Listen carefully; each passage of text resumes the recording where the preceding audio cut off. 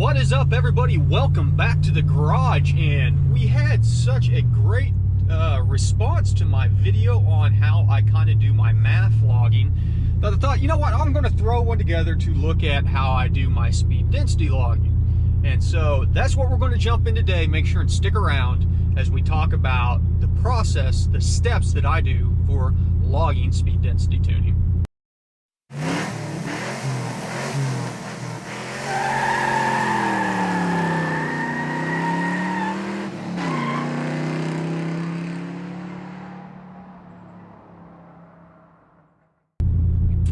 I want to thank everybody for stopping back by the garage as usual. I want to thank all the new subscribers. If you have not already subscribed, click the button down in the corner, but be aware if you click that button, you will learn how to tune. So you've been warned. Also, make sure and hit that bell. That way you don't miss out on any new content, and particularly you get notified whenever we have the live shows, which are a great blast to get everybody together, talk about tuning, things like that. So you don't want to miss out on those. We do the live show every Thursday, 8 Eastern. And then every once in a while on the weekend, we do an impromptu live show that's just fun. On top of that, check out the links in the descriptions. You can check out the Patreon, where you can get one-on-one tuning advice from me or assistance to help with your tuning. You check out the merch links, things like that. And of course, there's the Amazon store link that'll show you the different equipment I use whenever I do my data logging, like the AEM widebands and such. But all that being said, let's get that out of the way. Let's talk about logging for speed density. As you can see, if I haven't already put it up in the corner, I am recording my my wideband sensor, so you can see what I'm seeing as far as that goes. And you can see already that we're jumping all over the place from lean to rich to lean to rich to stoic. So this table needs cleaned up, and I have done a couple changes since the last time I've done speed density tuning. I'll also put down in the corner, probably around here somewhere, this screen recording of my map as we go through this process, so you can see the different cells I'm trying to hit. And we're kind of, we're focusing on getting as many of these cells populated as possible. And it's not like a mass airflow sensor where it's all just a straight line, where it doesn't matter what the load is, all those different things, you're going to eventually fill that thing in whenever you get to wide open throttle. This, as you can see, is a giant grid that is dependent on different load points as you're driving around. Now, you still want to kind of focus on the same driving techniques of no abrupt throttle changes. You want to ease into things, but you do want to cover as much ground as possible. The more you flesh out this map every time you go to make changes to your base table, the less hand smoothing that you'll have to do. Because honestly, on speed density, to get a good table that doesn't have a bunch of bumps and hills and stuff, what are called bad transition zones, the more data that you have, the easier it is to do that. And it is even more critical whenever you're on a platform that uses virtual volumetric efficiency, because we have to then take these numbers and convert them over into a formula of coefficients that go into a formula. And whenever we do that, if they're not smooth, if they don't flow well, that thing has a hard time calculating. And those jumps from one number to the next can skew off, and you'll get bad data back after the calculation, specifically for cells that were not part of the adjustments. And that's why there needs to be a lot of hand smoothing after you get a lot of this information in there. So what do I look for whenever I'm out doing speed density driving? Well, I look for good roads that have a lot of varied terrain as far as elevation. That way I can get different load shifts going up and down. And then I'll also, kind of force it into different load cells by using the gear holding capabilities of an automatic transmission or a manual transmission. So you can see I just dropped this thing down in the fourth, and we shot up to 1800 RPMs. If I drop her down in the third, now we're in the 2400 RPM range, and we can start filling out a different part of this table. I try not to look at the table any more than necessary, but every once in a while you need to jump over to it, take a glance at it, see what spots you're missing, and what you can do to try and fill those spots in. So, right now I've got kind of a hole here in the 2000 to 2200 RPM range. I can hit that in third, and this 35 mile an hour range down low, get some of these cells filled in, get us some numbers that we can paste in there. But that is kind of just the process of rinsing, repeating, getting more RPMs. Now, a lot of these you're not going to be in that low. In our case, we're using pressure ratio, but in a lot of situations you'll be using map pressure. You won't have low map pressure at high RPMs. Whenever you're actually out driving around, that's not normal driving situations. But it's always good to try and get outside of the normal driving situations a bit. That way you can have those weird one-off situations covered if you were to go outside the standard throttle load area. That's what happens whenever you dyno tune. If you dyno tune this thing and somebody just is doing wide open throttle tuning instead of using the load factor ability of a dyno, you just kind of have this one part of the graph that gets dialed in properly, and then you have all this other stuff where they make assumptions and smooth out from the part that they know is there. Or they may do just base wholesale shifts on fueling to make sure it's rich outside of the area that they tune. Now on a dyno, you have the ability to adjust your load factor so you can hold a gear and then hit an RPM and shift down through the cells, the map pressure, all that stuff to get the most effective range of cells. That's why a dyno is preferred on VE, but it takes a long time to do. This isn't something that you can do on 2 dyno pulls. This is something that's going to take a couple hours of actually sitting there running on the dyno and getting some legitimate data. We're getting some pretty good data in here, and I would like to get a wide open throttle pull in here, so I'm going to jump on an on-ramp up here so I can actually lay into it, see where we're at on a wide open throttle pull, because that's kind of the critical area. You want to keep an eye on your AFRs during that. That's where going lean can cause you problems, especially on forced induction vehicles. And we're nice and rich, so I'm not too worried about it. In fact, we're probably, yeah, we're looking pretty decent right now. We've got a giant chunk of the cell right in the middle here between idle and 2600 RPMs. We're not getting that high on the pressure ratio chart, but it's hard because this is a smaller pulley on the supercharger, so we're not going to get as high in the lower RPMs, and it's a centrifugal supercharger. Now, if it were a root style, yeah, you're going to have a completely different map on there. Same ordeal if you're running an NA tune. And then you'll see up top there in the 1400 to 3000 range, there's a lot of lean data in there. I have DFCO turned on. I'm not too worried about that data. And in fact, I'll probably filter that data out of the graph to make sure that if we are over, say, 1000 RPMs and there's 0 throttle, I don't want those data points being registered. Okay, we're going to give everybody a little bit of room here on this on-ramp so I can kind of lay back a little bit, get onto it, get a decent wide open throttle pull going onto the highway. And I'm going to be paying attention to my AFR, and I'm going to be watching to make sure that my methanol kicks in. So here we are, we're full throttle, there's the methanol. We're running a little lean there, so I'm going to get out of it. And that's not surprising because I was running twice the amount of methanol beforehand. So you can see on the chart where we got lean, I got out of it hopefully before we got into too much knock there.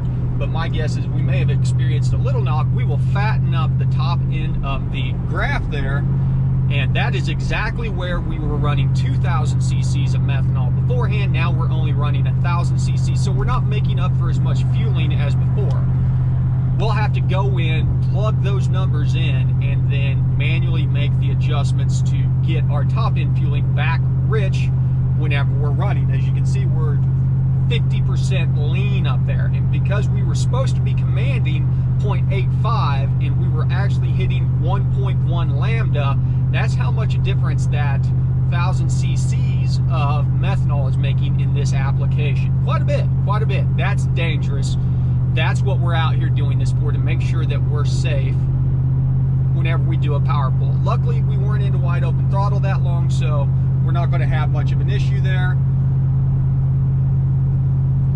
I'll pull over up here, and then we'll go through the steps of applying the changes, blending it by hand, flashing it in, and going from there.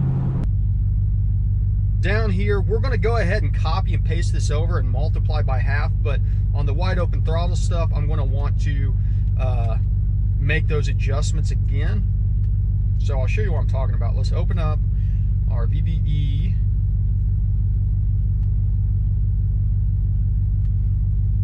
And we will go to our correct one. Manifold switch open.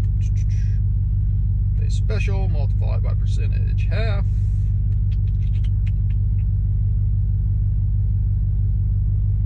And we know this is still not rich enough down here, so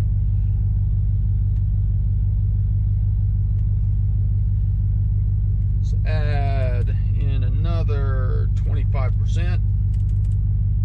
We want to do it like this. Multiply these out. Bump all these up here, another 25%. Then I'm going to bring up everything around it a bit. There's a couple different ways that we can do that. That 2700 is probably a bit strong. I'm just going to manually kick it down to 2400.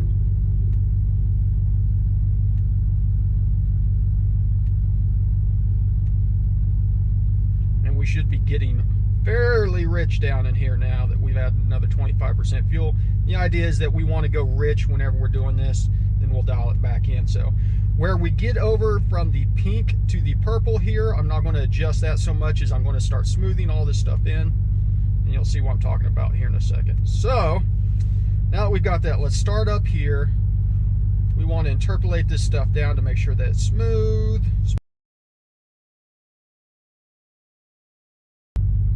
We're filling in these blanks because these blanks are what will give you the biggest fits whenever it comes to actually calculating your coefficients. And then what I'm going to do on top of that is I'm going to come in here. Well, let me finish this out here a little bit. I like to do it this way, where I'm going to go one direction on the interpolation, then I'm going to check to see how much it shifts the other direction. So if we go this way, then we got a bunch of 1650s in that range. If I click it this way, it stays about the same, so that's probably pretty good. We should be getting outside of the range of this engine here soon, and then I'll show you what I like to do on that to go beyond the range to make sure everything stays smooth. Smooth, smooth, smooth, everything out. And you see that giant red number up there? This is the one that's false, so we're going to interpolate it both ways. We'll go that way, it's a 1472. If we go this way, it's a 1437, so that's pretty good data. There's another spot of bad data. Let's smooth that one out. Fill that one in. And once again, we're getting into areas where we're not actually going to be hitting these cells. These will be in the DFCO range whenever we re-enable that. So it's not much of an issue.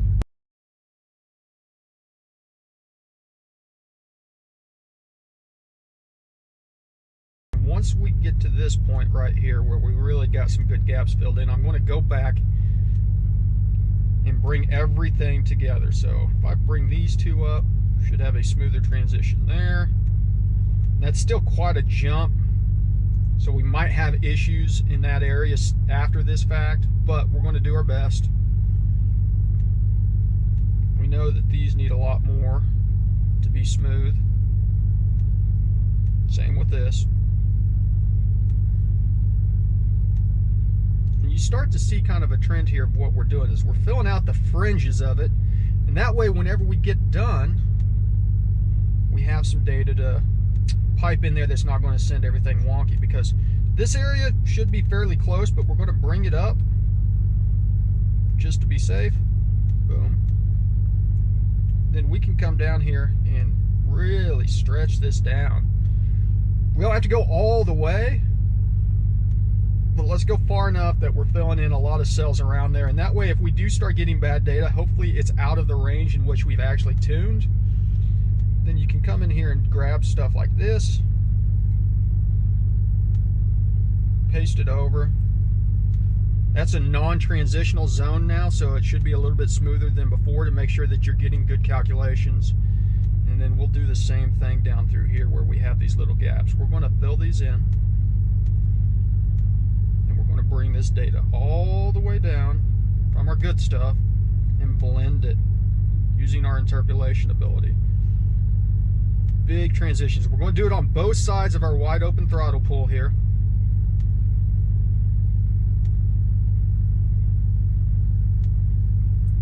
And that way, any of the changes that we've made are in the middle of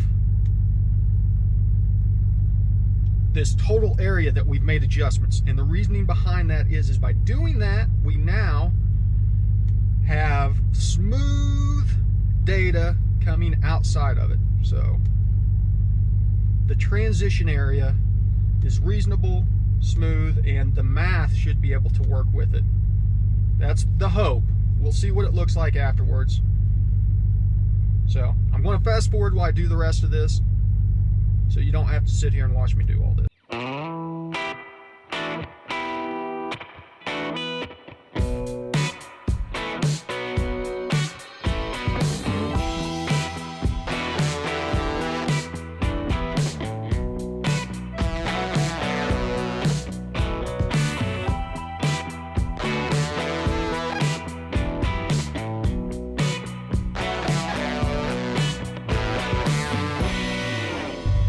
Pretty peaky.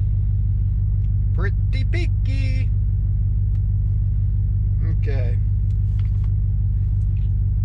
That's beforehand. Whenever we interpolate this though, a lot of those will or whenever we calculate those, a lot of those will smooth. So let's go ahead and calculate. There we go. So we got a lot smoother data there. We're pretty peaky, but you have to realize this area right here is where this engine's really getting into boost on this pulley, and that's different on forced induction engines. That's where the most fuel is needed. That might be up in this area if you're running more boost than I am. I don't know how much I'm running right now on this pulley, but that's going to move based on where you make your peak boost in the RPM range and what that peak boost is. Now out here beyond this, we're probably not getting into that for the most part, or we may need to smooth in between those 2 points. We might see a lean spot there. We can see if we can identify that on the graph, and it's going to be in this area right there. So if we wanted to, and that's going to be, if we go zone numbers, that's 2 different zones, zone 21 to 27. This is the transitional period between those 2 zones. We can come in here and we can fatten these things up and try to fix this transition and see what happens. So now we go over, let's brought it up some. Let's bring it up a little bit more. That's the cell that we just hit. That's more transitional periods there. So we're still a little bit thin. Let's interpolate between these 2 more. Bring it up more. See how it looks. And there we go. So we're starting to get that dialed in a little bit. That zone seems a bit peaky. Oops, I just shifted it way down. There it is. So that should be 2300. Smooth that out. See if we go both ways. Okay. Probably better this way. Now, if we look at this, still got a couple spikes in it, but let's see what happens whenever we smooth it out now. We calculate the coefficients, shifts all of those cells, but let's see what the final looks like. Still has a little bit of a spike there. It's not the end of the world. And part of it is probably because we are crossing over from one cell into the next. Once again, let's try and smooth some of this out. Calculate. That's getting a lot smoother on the backside. This cell right here is our pain in the butt cell though.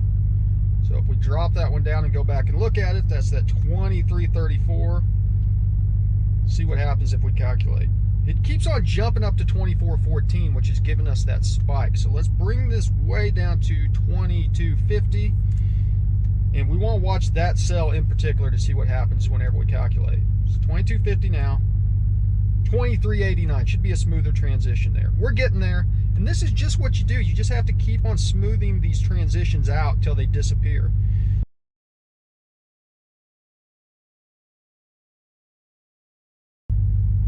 Okay, that's good enough for now. We're going to leave that as is. I'm going to apply that back over to the manifold switch open and then rewrite this tune.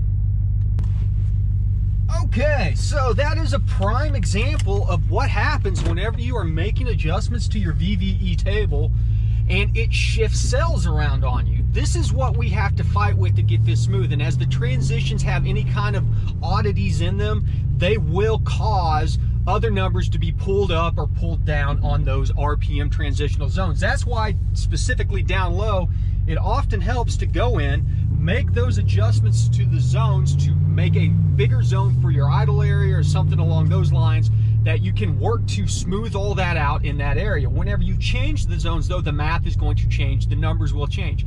Any change that you make on that thing has the potential to change all the stuff around it, particularly in that zone. At the end there, we were dealing with that one spike. Everything that we adjusted to it, it kept on spiking back up on the edge of that zone. We had to bring that back down, and we actually had to overshoot it in that area on the negative side of where it should probably be to get it to bring back up to the level where it gets into the transitional math from the zone beside it into that zone. That is the bread and butter of doing your speed density tuning, is just being able to recognize those zones. This Ford over here probably thinks that he's going to get out in front of me, but he's in for a surprise, isn't he?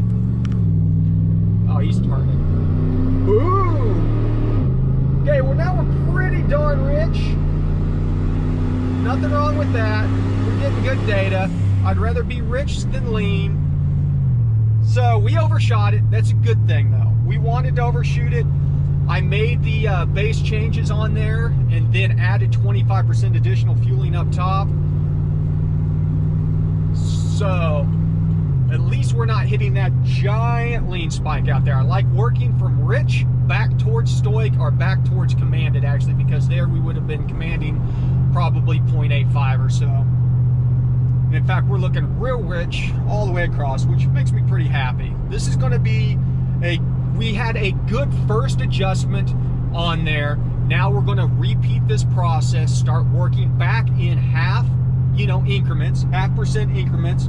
So if we're at -3, we're going to do the multiply by half or multiply by percent half. We're actually going to take off 1.5% as opposed to 3%. And we're going to inch closer every time. But we're going to look at this table as a whole to make sure that we have all of those smooth transitions in there. At the end of the day, we've got something that flows well, has the going from one cell to the next is an easy, gradual movement. And by doing that, we will make our math a lot more consistent for our calculations of coefficients, which in turn just makes it easier to dial our VE table in. Now, if you're on the older generation, the Generation 3 stuff, man, it's super easy. Any changes that you make are pretty straightforward because you still have to have smooth transitions or you'll have fueling jumps in between the different cells, but you don't have to calculate those coefficients. So using the interpolation on the Gen 3 stuff will make the changes to smooth everything out, but you don't have to calculate anything, so it doesn't shift after you hit that button that does the math. That button that does the math is what gets us on the Gen 4s and the Gen 5s. So this is the process. This is the reiterative process that I say takes forever. We have to start in the smaller area. As I said, we worked in the 6,000 to 2,200 range, 3,000 range maybe, and then we were going into wide open throttle up to almost 5 grand there. And we go and focus on smaller areas, get wider and wider until we can get to the point where we're basically logging full driving, wide open throttle conditions, things like that. Man, we're running really rich. It just feels rich. You can feel it after a while. But hopefully you having an insight as to how I do my process and how I do the smoothing of the tables will give you a better understanding of the volumetric efficiency tuning steps and the logging in particular, what we log for, what we look for,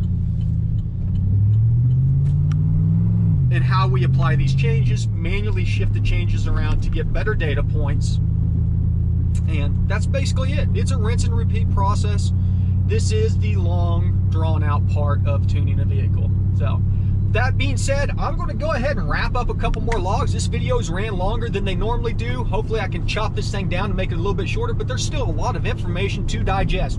Once again, if you have not subscribed, hit that subscribe button down there. Check out the Patreon. If you have any specific questions about tuning, feel free to put them down in the comments. I try to get back to people as soon as possible, but if you want me to take a look at your tune or your log, sign up for the Patreon. 15 bucks a month. I give you an email, you send it to me. We do one-on-one stuff that way. And so, you know, that's one of the best ways to learn. But I try to answer every single question that anybody posts on one of these videos to get straight to the point. That way the information's out there. That being said, though, if you do have a question, double check. Make sure the question hasn't been answered already. I'll also throw some links up in the corner throughout this video that takes you to speed density tuning, you know, virtual volumetric, the RPM zones, all that stuff. So check those out if you need some additional information on going through the process. You have to remember to ABT, always be tuning. And as usual, I want to say thank you for stopping by the garage.